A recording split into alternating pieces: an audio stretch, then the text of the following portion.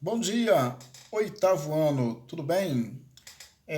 Aula número 6, tema: Crescimento Urbano e o Imperialismo Europeu. Nosso livro, página 186. Né? O crescimento urbano na Europa, né, se deu através de um processo de mudança dos caminhos na Europa. Tá? Processo de imperialismo europeu, uma sociedade voltada para uma monarquia imperialista, uma monarquia dominadora, que tinha como visão sempre criar grandes impérios. Né? Se a gente olhar a história da Europa, é envolvida com a ideia de crescimento, a ideia de dominação, né, em relação não só aos próprios europeus, mas também a outros povos. Né? Os gregos, né, fizeram seu império, os romanos fizeram seu império, né? Napoleão Bonaparte também tentou fazer o império a partir da França. Então a visão sempre é um pouco a visão imperialista. A Inglaterra foi um grande império econômico, né? A Alemanha tentou ser um império econômico, mas em relação ao nosso tema, a sociedade europeia do final do século XIX, ela viveu uma inquietação em relação a uma classe que estava surgindo, né? Que era chamada de os burgueses. Né? Quem eram os burgueses? Entre os membros da burguesia estavam os grandes empresários, os banqueiros e os donos de fábricas. Esses burgueses usufruíam da maioria das inovações tecnológicas da época. Além disso, habitavam em residências confortáveis, onde tinham acesso à energia elétrica e aos serviços de saneamento básico, como rede de esgoto e água encanada. Então, como eles tinham dinheiro, na região que eles moravam tinha investimento.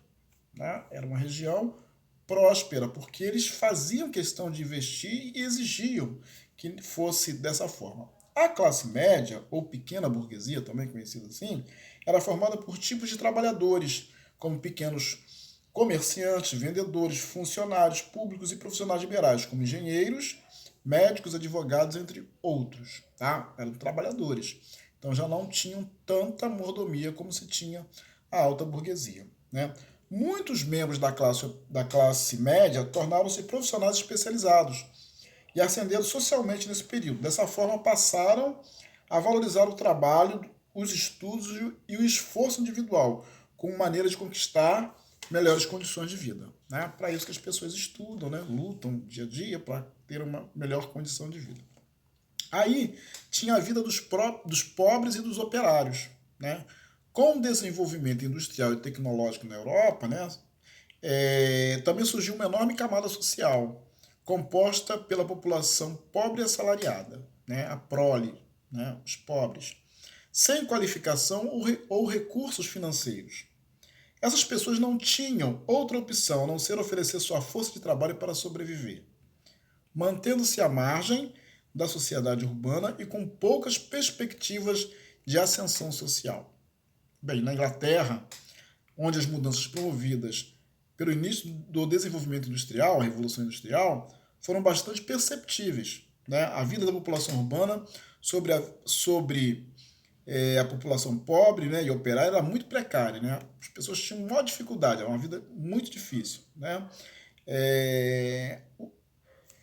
Aí o que acontece? As pessoas só trabalhavam, né? Tinham pouco tempo livre. Né? Na Europa do século XIX, o trabalho era a atividade que ocupava a maior parte do tempo dos operários. O jornal de trabalho diárias eram de 12 horas, mas podiam chegar até 16 horas. Olha que absurdo, né?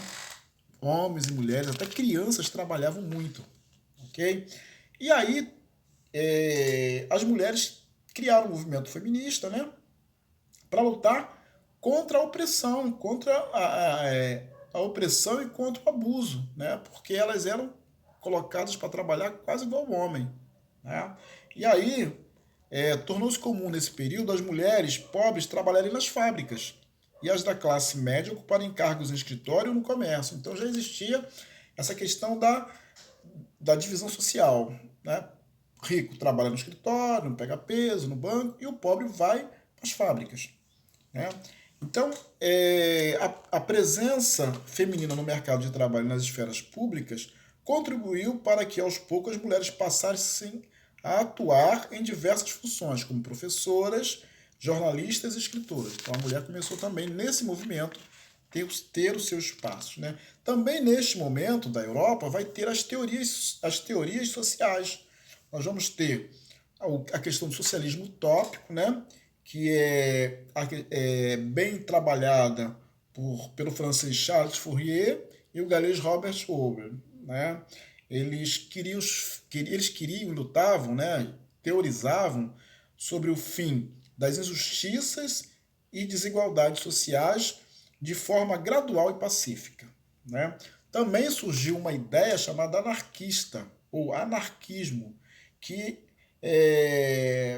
Bakunin, Joseph Proudhon, eles lutavam porque eles não queriam uma sociedade presa e dominada pelo patrão e pelo Estado. Eles queriam uma sociedade livre, né? O anarquismo se baseia na ideia de liberdade e valoriza o contexto social em que não haja imposições externas ao indivíduo. Total liberdade, ok?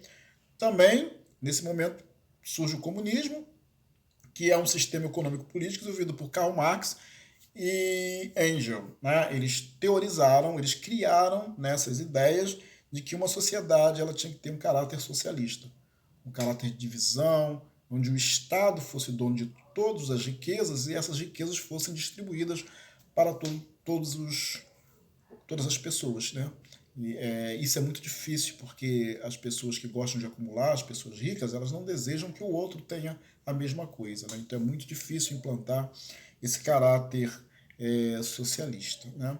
E também o cooperativismo foi importante para difundir a ideia de uma sociedade que se unem para produzir, se unem para vender, e que todos trabalhem, que todos tenham dinheiro, todos tenham riquezas, todos que produzem riquezas também possam usar dessas riquezas para o benefício de suas famílias, né? E aí vai ter a discussão do capital financeiro, né? O capitalismo financeiro, né? Que se junta ao capitalismo industrial, bancos e donos de fábricas se juntam para a dominação, que é o movimento que a gente tem hoje, né? O movimento de dominação, os bancos dominam a economia mundial, ok?